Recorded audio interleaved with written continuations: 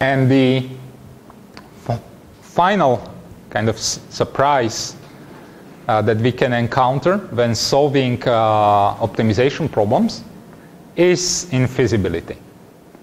Infeasibility means that there is no solution which would satisfy constraints. So let me give you this example here and ask you, like, do you agree with me that there is no solution, meaning no choice of x1 and x2 which would satisfy these constraints? Because only if there is a choice we can optimize. If there is no choice, there is nothing to be optimized. So for the solution to exist, first there must exist a solution which satisfies all these four inequalities. Now the question is there such a point or not? Sorry? We should draw it, exactly. I mean, because we can either determine the answer numerically or graphically. So let's do it in a graphical way. So that's x1, that's x2. Which of these two constraints is quite obvious? Okay, so these two here.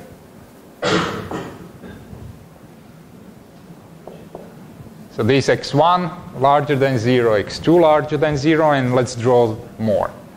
Okay? x1 plus x2 smaller than 1.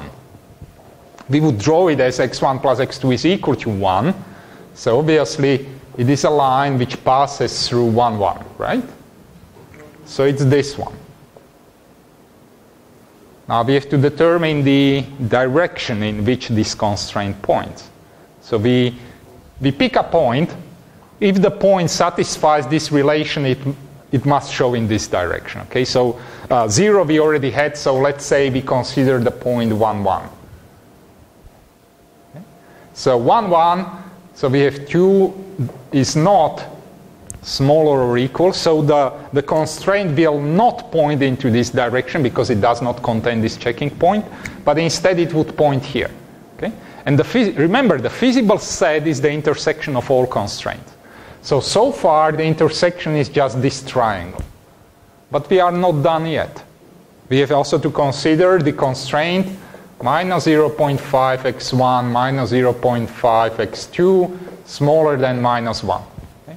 So for your convenience, I will just multiply it by 2. We are multiplying by a positive number, so we don't do anything about this inequality. So that's minus x1 minus x2 smaller than minus 2. Okay? How do we draw this constraint? So we pick x1 as 0. x2 would be 2. So that's here. x2 0, x1 is 2. Okay, so it's this constraint.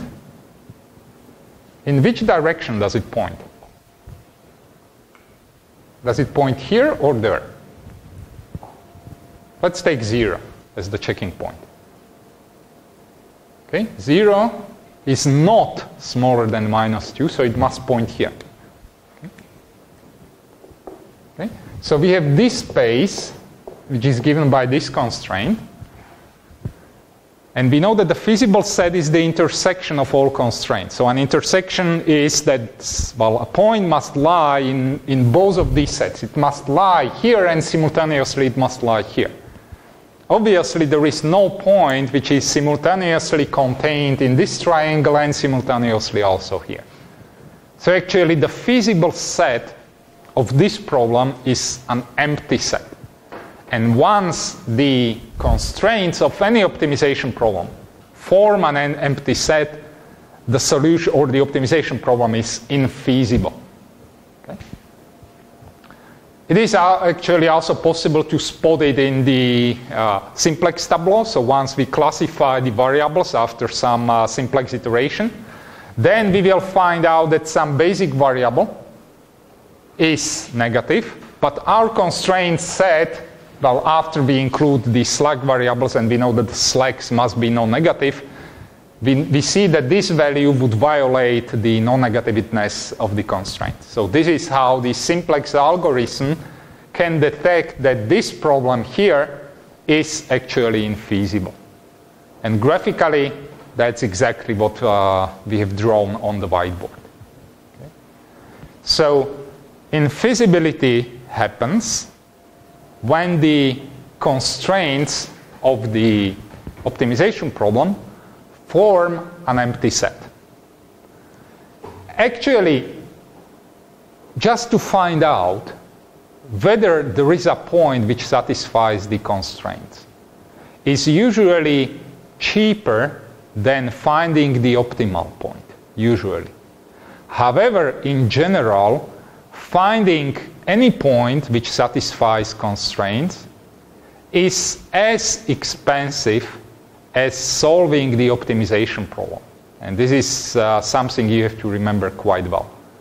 Essentially, what the first statement says is that usually finding a point is cheaper than finding the optimal point. Because we know that in the simplex tableau, each pivoting operation gives us one vertex of the feasible set. Okay? However, finding the optimal solution, we have to go all the way to the optimal point, and in the worst case, we would need to go through all vertices of the feasible set. Even though sometimes it is as expensive to find any point than to find the optimal point. So don't be surprised if somebody asks you, like, just determine whether the problem is feasible. It might take as much time as actually solving the problem when we want to maximize or minimize some objective function. And if you remember, we have talked so far about multiple optima and their relation to optimal control. What we said is that essentially we get a control action which will be different despite the measurement staying constant. From theoretical point of view, nothing wrong happens here, but from a practical point of view, it is not a desirable performance because it can lead to the corruption of the actuators.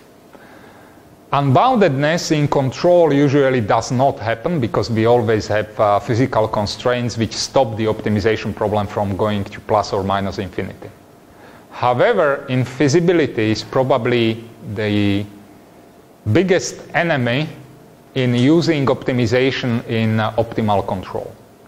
It can happen that the optimal control problem is set up in such a way that it is infeasible.